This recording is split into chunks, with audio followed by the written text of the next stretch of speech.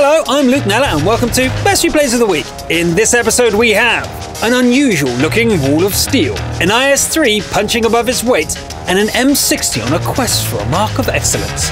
Let's take a look.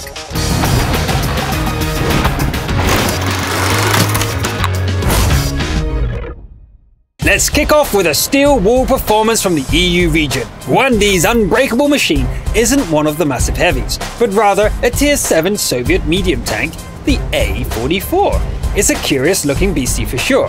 Its strongest bit of armor is a 150mm thick belt on the front glacis. Gwandi heads out into the windstream, far ahead of the pack. A Tiger rolls down the street to test the strength of our unusual steel wall. It's not a promising start. The second shot does bounce off Gwandi, but Gwandi prefers to warm up with an easier machine. Okay, let's try again with the Tiger. A rear-mounted turret is great for side scraping. This is too frustrating for the German feline, which decides to leave the fight. That suits the quick and agile A-44 just fine, of course. It's much easier to kill the heavy from behind after all.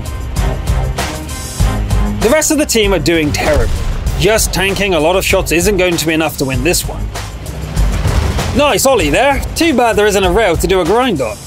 Gwandi bounces a shot off a Chi-Nu-Kai before taking out a cheeky artillery piece. This Sport KV's toy gun is no threat.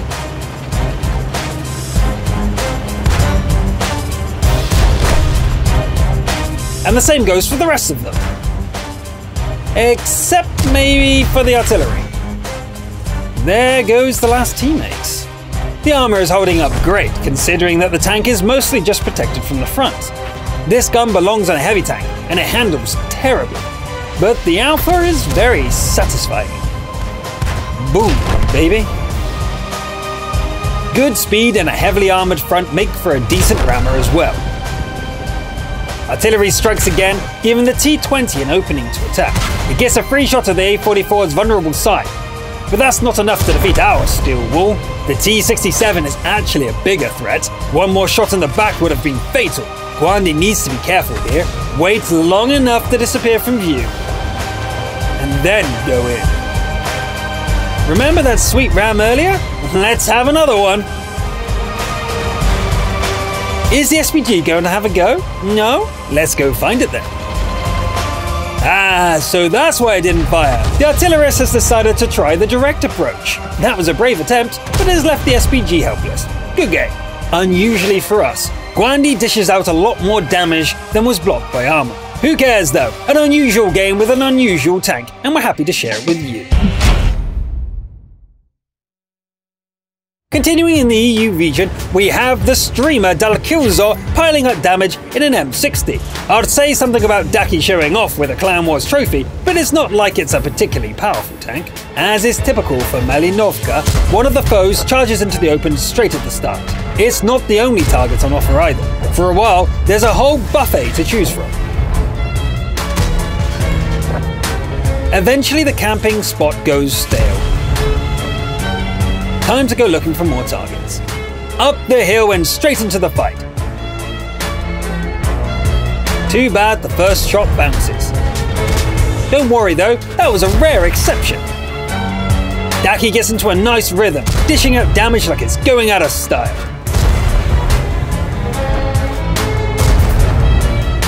A T-57 attempts to slip behind the friendlies, but it won't be allowed to. The chaotic melee takes its toll on the M60. But the T-57 gets utterly wrecked. Holding the Reds back is a team effort, but Daki is doing a lion's share of the damage. The question is, can the M60 survive this fight? It's a large, poorly armoured barn of a tank. Suddenly, the red team starts to collapse. Attack! This E-75 seems invulnerable, as shot after shot bounces off. Until one doesn't. The remaining foes are still singing camp songs at the base. Daki lines up a shot and runs straight into a boulder. Ouch. It's okay though, everyone was wearing seatbelts. As you can see, the gunner didn't suffer any ill effects. Down goes the Type 5 Heavy. The last foe gives up the ghost before Daki can so much aim for it. Game over. Just 4 kills, but an impressive 10,800 points of damage. That should help Dalkilzor in the quest for that third mark of excellence. Good luck! Now let's hop over to the American region for a Defender game by Vladimir Leman. Vladimir's tank is an E-50, seen here at sunny El Halouf. Taking point, the E-50 leads the pack to the northwestern choke point. The first pair of shots is enough to secure a kill. It's a nice start. Teammates should have this under control, so Vlad pushes on to the next choke point. There's a lot of steel to cut through here, and some of it cuts right back. It would be nice to pick up a couple more kills, but the Defender is needed elsewhere.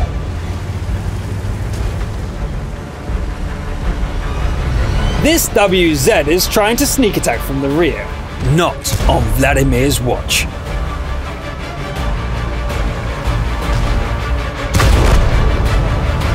Unfortunately, the rest of the infiltrators prove more difficult to eradicate. There goes another one, but the damage is already done. The team is in dire trouble. Trading fire with the TVP wouldn't be a problem if it wasn't for the artillery. Vladimir executes a tactical redeployment, managing to stop on a cockroach on the second try. After an IS falls to a snapshot, the situation is starting to look much better. Vladimir goes on the hunt for the SPGs. A tortoise enters the capture circle, but the allies seem to have things under control again. Okay, maybe not. At least the IS-6 brought some time. There, that should help. The remaining teammate has joined in the hunt, but their style is a little suicidal. At least there's no need to hunt this thing down. Right, now let's get to the Defender part. Tortoises are tough as nails, armed with guns which can easily finish the E-50 off at this state. Vladimir makes good use of the slow encounter capture, driving all the way around the map, and it pays off. There's still almost half a minute to spare when the resuck shot slams home. You probably noticed that the critical hit didn't do any actual damage. Our Defender still needs to kill that thing. A second shot blows away a chunk of hit points. The tortoise decides to leave the circle, but exposing its side gives Vlad the opportunity to cut its trap. A repair kit gets it moving again, which earns it another hit to the trap. Now just get down from the mountain without breaking your own tank. And take it to Pound Town. Nicely done. Not only was it a good Defender display, but Vladimir Leman racked up more damage than the rest of the team combined. Our next battle was fought over airfield on an EU server, where SM Skate Crew delivers a crucial contribution. Reworked matchmaking helps, but playing as a bottom tier heavy is still a difficult position.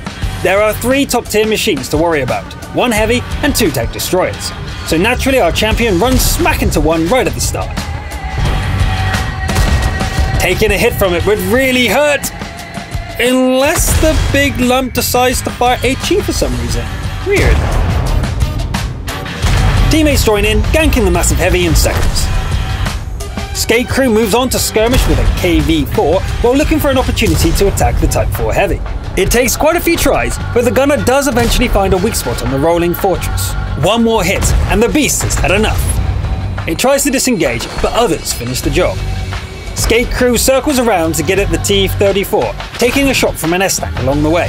Both of the remaining Tier 10s are here. Skate Crew lines up a shot, but the Swedish TD continues being a pest.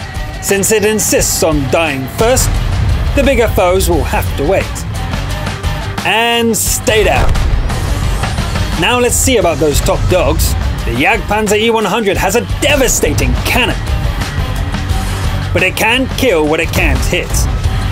And when it loses its cool charging out of its fortress, its fate is sealed. It looks like the American Tier 10 is the last foe standing. Skate Crew goes for it, pulling back just in time to bounce a shell. The E4 legs it, possibly hoping to find an easier target. It won't get away, however. Our killer IS-3 will have its prey.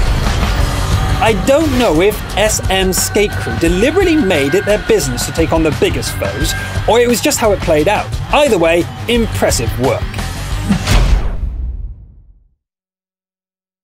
We have reached the finale! This time, delivered by our top gun, Striker! The battleground is Pilsen, with a Type 62 administering the beatdown. Now that light tanks are tiered the same way as everything else, it's possible for them to kick much more rear plate. Armed as it is with an 85mm cannon, the Type's Alpha Strike isn't particularly impressive. but the damage per minute is excellent. After a couple more kills, the location dries up. Striker looks for more targets, eventually settling on a group of tanks on the west flank. Nice shooting. The crew are obviously working hard for those improved combat rushes. Charging in to finish the job gets our top gun to... well, Top Gun. The type gets a little banged up in the excitement as well. The engine sounds a little unhealthy for a while, but only until the repair cut comes off its cooldown. There's a big push into friendly territory, with nobody left to guard the base, aside from our champion. Better start thinning out the herd. There's a brief capture warning, but it doesn't look like the opponents are serious about it. Striker disposes of a T-71 with a single quick shot, just in time before the next foe charges in. The WZ-131 is the type's more powerful, non-premium version. It's a tough fight, but our hero prevails one hit from death.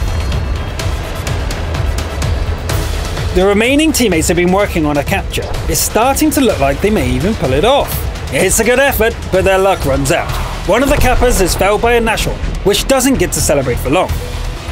Striker has time for a single shot before the last friendly dies in a 1v3 gank. Another shot brings the odds down, and anyway, they're just SPGs. A hasty shotgun attempt falls short, and a second SPG turns into a smoking wreck.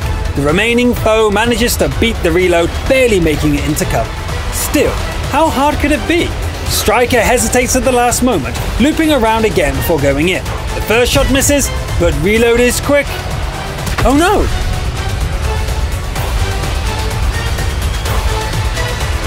"12 kills, but it ends in heartbreak.